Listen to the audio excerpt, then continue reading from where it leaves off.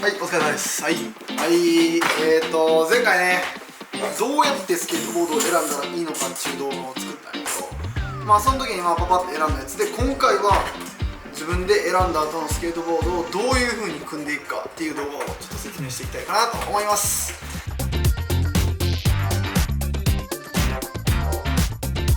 まあね、今まで過去に、デッキテープの貼り方とかはもう短編的にこうやって上げてた動画があったんよ。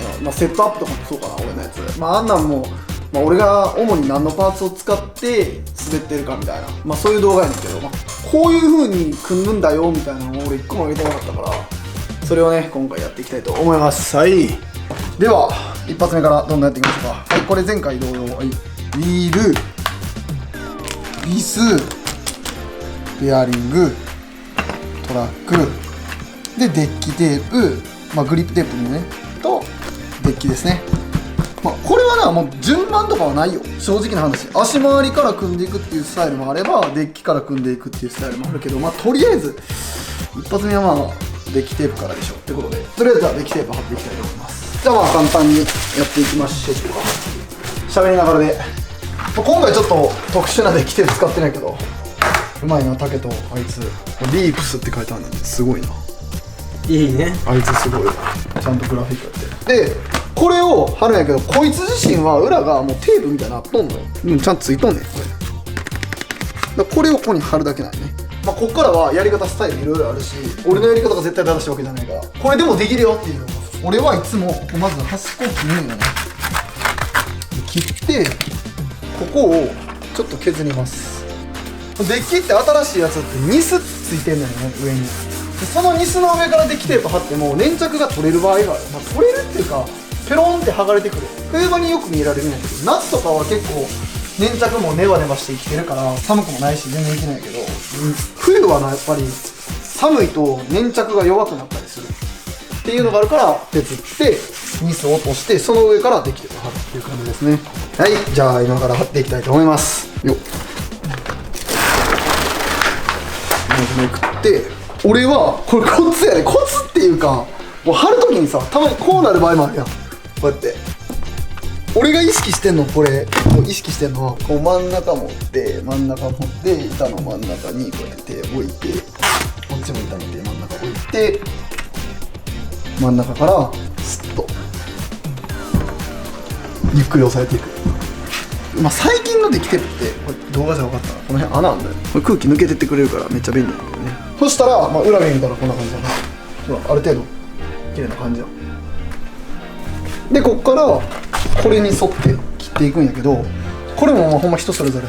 スケボーのさっき言ったコンケーブの部分、ここ曲がってるから、ここだけ切れ目入れといた方がやすりやすかったり切りやすかったりするから、俺はいつもここを切れ目、ここも切れ目入れる。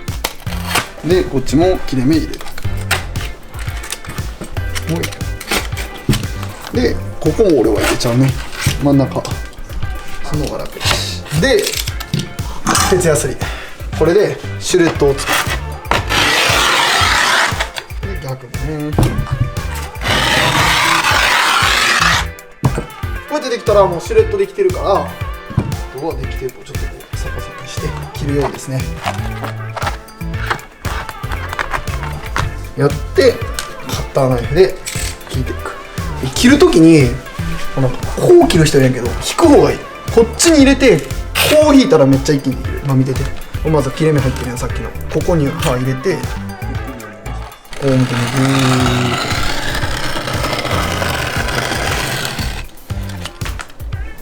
いいね。でこっちも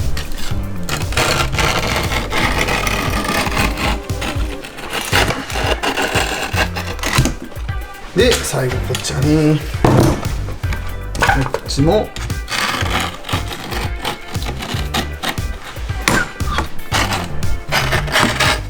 で、これがまずデッキテープの貼り方ね。俺は一応それ終わった後この破片どうせいらんやから、この辺ちょっ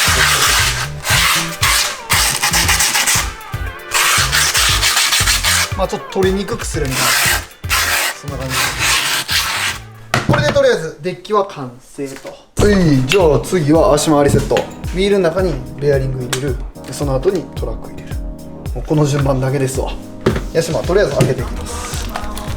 ウィールをまず開けて、で中に入るはブロンソンベアリング。はい、じゃあ入れていきます。まあこういう機械があるんだけど、これなしでいく？これ使う方がいいな。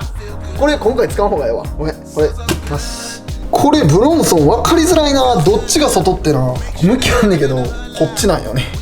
でこれを全部で8個、1個のウィールに対して前後ろで2個、 2×4 で8。じゃあどないしてやるかと。これ手でカーン入れたらバリバリしんどいから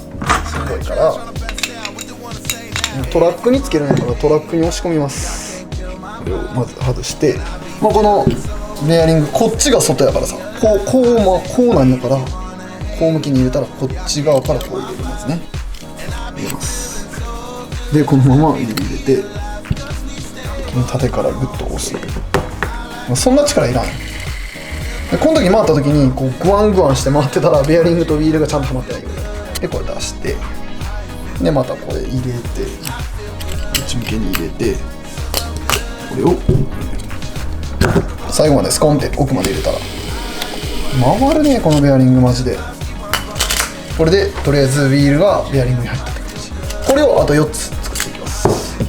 いつまでたってもやっぱでも全部皿のやつで滑るのは初めはほんまに楽しいしウキウキする。はい、これでとりあえず完璧で、ワッシャーがこうやって2個大概入っとんのよ。トラックってこっちも入ってるやろ。こんな感じで入ってるのよ。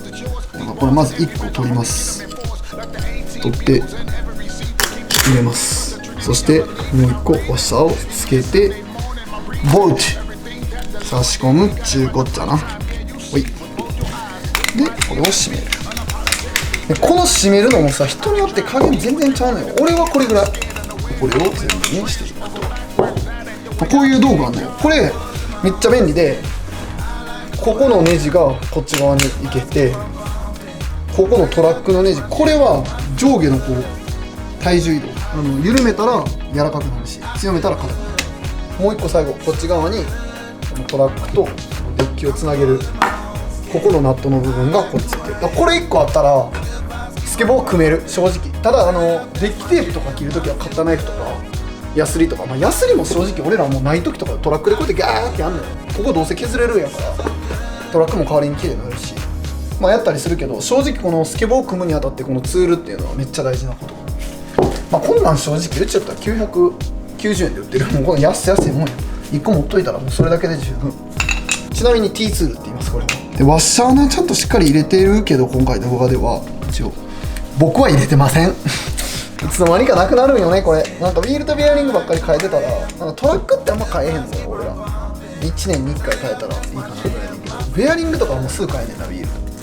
やっぱりそしたらトラックについてるワッシャーがこうウィールとベアリングだけを変える時の作業でワッシャーとか行くね、いつも。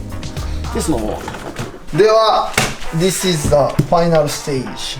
今組んだデッキテープのデッキとトラックをこのボルトで留めていきたいと思います。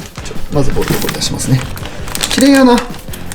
こういうのってのは大概ステッカーついてたりするんで、そうパーツ買った時の楽しみってのはそのパーツごとにステッカーついてるの。これちゃんとついてるの。これをデッキとかになこうピタッて貼ったりしたら自分だけのオリジナルのデッキができちゃったりする。それもまた楽しみやった昔。わかる、めっちゃいいよね。では組んでいきましょう。まずはじめにこれデッキテープバーン貼っただけだから穴開いてないから、後ろからアイスピックみたいなもんで刺す。ちなみにアイスピックがない人は俺はもうプラスドライバーで指の位置こうやって当てて、大体この辺ちゃうみたいな、あここやここやみたいな、この辺ちゃう、あここやここやで、ここやほらっていう方法もあります。でここから俺はまずボルトを刺していきます。で裏にトラックをつけるんやけど、ほんとき注意、マジこっから注意。あんなもうボルト入ってる方が内側な、こうじゃない、こう向きに、こう向きに OK。 これ忘れたらあかん、マジこう向きな。スケボーこう向きやから、これ逆にするだけでもうグミャー曲がったりすんねん。絶対滑れへんから。でこのまま手でボルトを止めます。で止めたらここいつで間入れてプラスドライバー押さえながらこっちをゆっくり回していく。まあ、この時に最後までできるだけ締めん方がいい。トラックの歪みとかがあるからある程度半締めして、そしたら最後止める。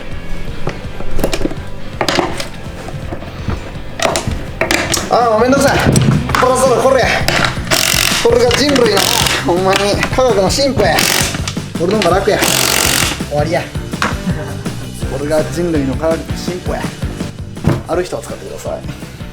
間違わないように内側にこのボルトがありますね。ほんま間違えへんように気をつけや。めんどくさいよ。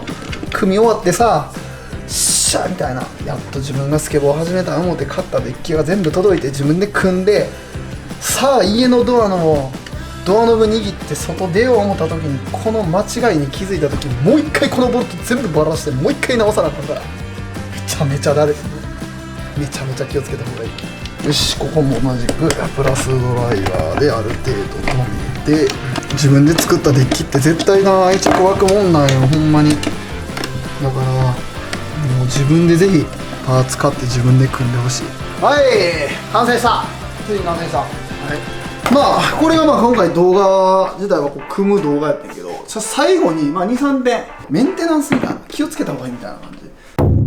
まずこのベアリング、ここな、ここってやっぱゴミが一番入りやすい場所なんや。もともとこうシールドみたいなのついてるとこもあるんだけど、これついてないやん。これとかすぐ出てくるから、まあ定期的にやっぱこうパーツクリーナーでこう回しながらこうやってピーってやってあげるのがいいかなと思う。でこのパーツクリーナーもこのベアリングを使ってんねんな。これやで。ここの部分はプラスチックなわけよ。これ鉄やねんけど、これもあれか、プラスチックか。こいつは稀にきついパーツクリーナーやったら溶けるらしいねんな。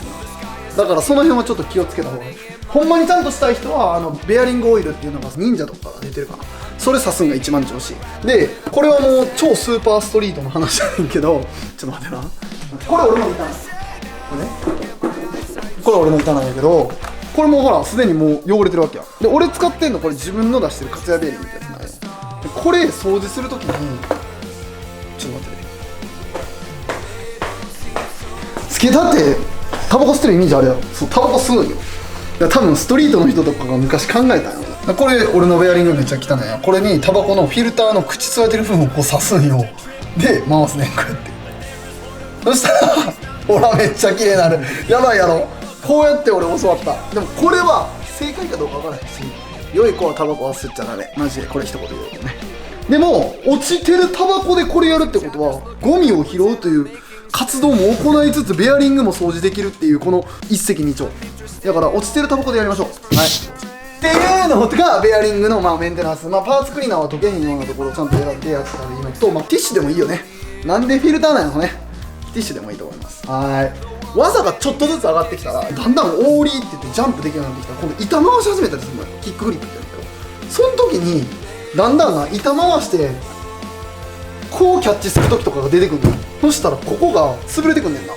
でこれぐちゃーってなってしまうと取んのにめっちゃ時間かかるから、ここも定期的にぐちゃーってなる前に買ってスペアを付け替えた方がいい。こんなん1個80円ぐらいで売ってるから潰れてきたなここと思ったら、もうあらかじめこれがもう固着して取れへんようになってしまうとワンチャントラックまで買えなあかんようになんねんが、ここはちゃんと定期的に変えた方がいいと思います。はい、では今回の注意点はそんなところかな。スケートボード始めるにあたってね、最近はやっぱしたらあかんところとかもいっぱい増えてきてるし、近所との付き合いとかも結構大変になってきてるから、その辺は自分が住んでるところの場所でできるところをちゃんとしっかり探してルール守ってスケートボードやっていってもらえたら、日本ですごいこうバーってなっていくんちゃうかなと思います。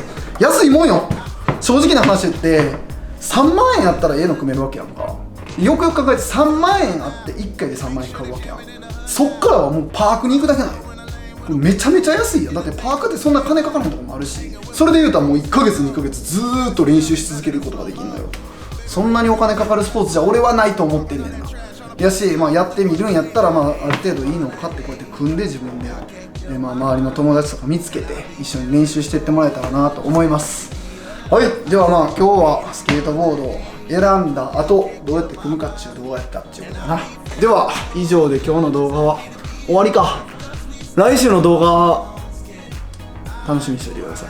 来週の動画も多分需要あるよ。お願いします。ではお疲れ様でした。唐揚げ粉腹減ったもん腹減ってやがんねん。